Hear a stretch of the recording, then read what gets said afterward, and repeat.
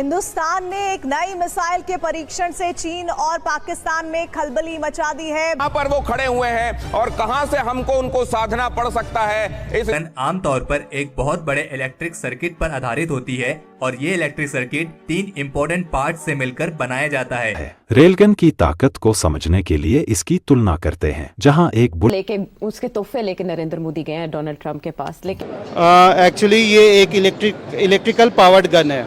अभी तक जो भी गन है ना वो केमिकल बेस्ड गन्स होते हैं, तो वो केमिकल प्रोपेलेंट से फायर होते हैं, बट उनकी मजल वेलोसिटी जो है वो लिमिटेड है।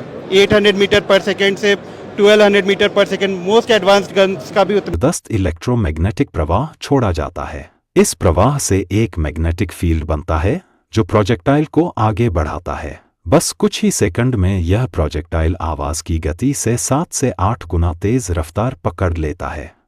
नमस्कार दोस्तों, कैसे आप सब? उम्मीद करते हैं आप सब बहुत अच्छे होंगे। दोस्तों आज का वीडियो काफ़ी शानदार होने वाला है, इसलिए बिना स्किप के पूरा वीडियो देखना।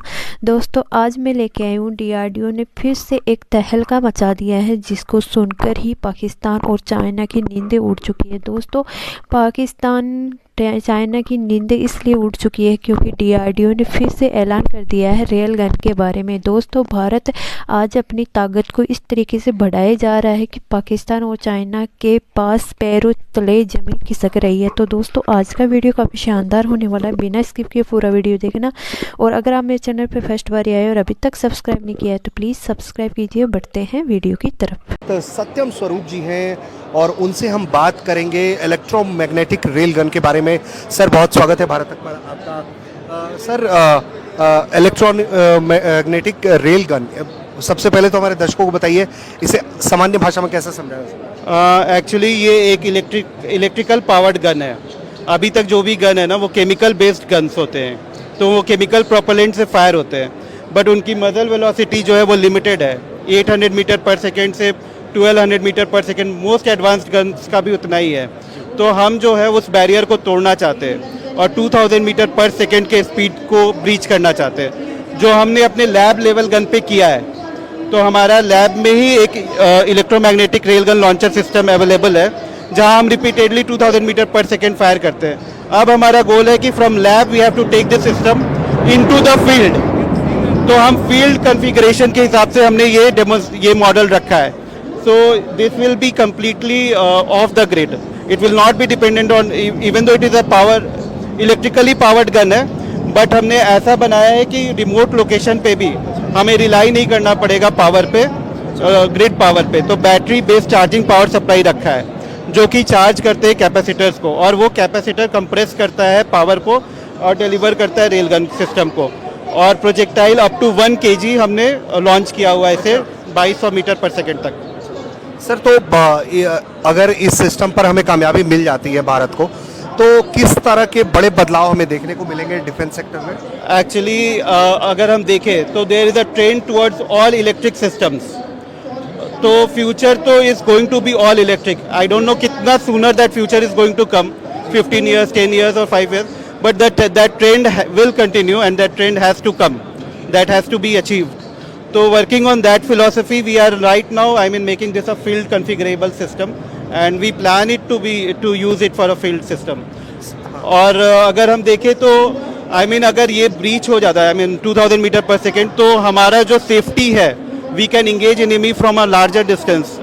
So and there will be no chemical propellant or warhead involved. Explosives will not be involved in this.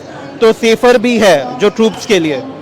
So these all are very useful things for going in further into this.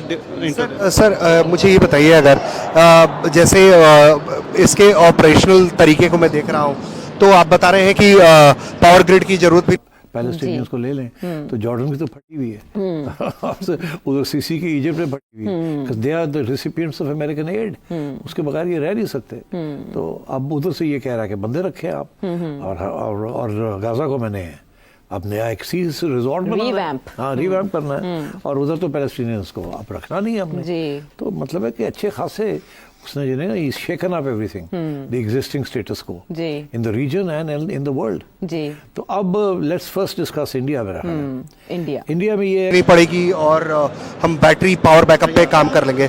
तो sir ये कब तक आपको लगता है कि पूरे तरीके से डेवलप हो जाएगा ट्रायल्स के बाद? अभी हमारा गोल है इसको फायर करना 2027 तक, and then we will take it, different users के साथ हमारा इंटरेक्शन चालू है, तो then we will see how to evolve it. But ultimate goal होगा एक नेवल प्लेटफॉर्म पे पुटअप करना इसको, एंड इसकी जो फुल कैपेबिलिटी है, हायर रेंजेस, तो उसको एक्सप्लॉइट करना। सर एक और सवाल है मेरा कि चूंकि लगातार ये बात हो रही है कि स्वदेशी चीज़ें हो, तो इसमें भी सारा कंपोनेंट हमारा 100% इंडियन है? इसमें हमने 70% इंडियन कंपोनेंट्स है।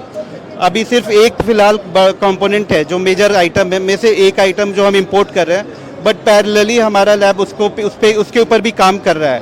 तो क्योंकि हमें फील्ड इन्वायरमेंट के लिए बहुत ही कॉम्पैक्ट सिस्टम चाहिए था, तो उस पर अभी हम फॉरेन के पे रिलाई कर रहे हैं, बट सून आप देखेंगे कि that will also be indigenised. So we are in the process of doing that. हमारे न्यूक्लियर एसेट्स पर अटैक आया तो हम इसराइल को भी मारेंगे, तल अवीव का भी नामो निशान मिटा देंगे और इंडिया का भी दिमाग ठीक कर देंगे। पूरी एक बात हम और करना चाहेंगे, यहाँ बार बार इंडिया में ये बात कही जा रही है कि हम ब्रदरली नेबर्स की तरह, भाइयों की तरह आपस में क्यों नहीं रहते, हमारे न्यूक्लियर वेपन एक दूसरे के खिलाफ इस्तेमाल हो जाएंगे, हमें सरहद खत्म कर देनी चाहिए, आजादाना तिजारत होनी चाहिए।